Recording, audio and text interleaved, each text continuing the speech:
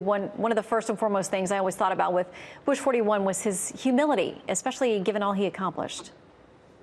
Think about how many things President H.W. Bush accomplished.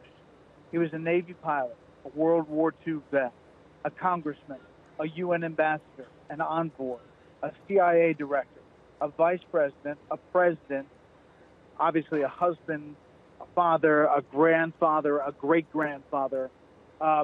In the wake of all of those things, he was one of the most humble people you'd ever meet. And most people would tell you in interacting with President Bush, he would be asking about you. Mm-hmm. He would be asking about how you were.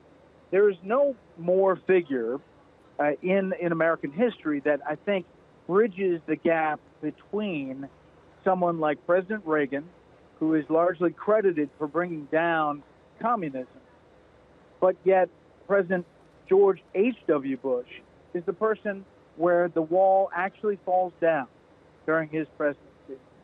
And you think back on history at these moments, President H.W. Bush is going to be someone who history probably smiles on quite a bit. Absolutely, Bret. And somebody who, when I think about the old-fashioned notion of somebody really wanting to serve their country, we talk about his Navy service and all the other many posts that don't get as much attention because he ended up being our 41st president. He really was somebody who wanted to sort of keep his nose down. It wasn't about scoring bragging points or getting attention. He really did have that from the gut. Your country is important. You do service, and you do it quietly and humbly, but you work hard at it. And he instilled that in his family. I mean, this is one of the most prolific political families we've ever seen in U.S. history.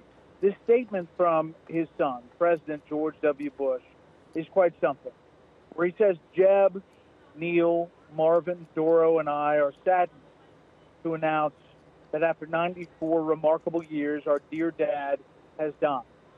George H.W. Bush was a man of the highest character and the best dad a son or daughter could ask for. The entire Bush family deeply grateful for 41's life and love, for the compassion of those who have cared and prayed for Dad, and for the condolences of our friends and fellow citizens. This is the statement from his son, President 43.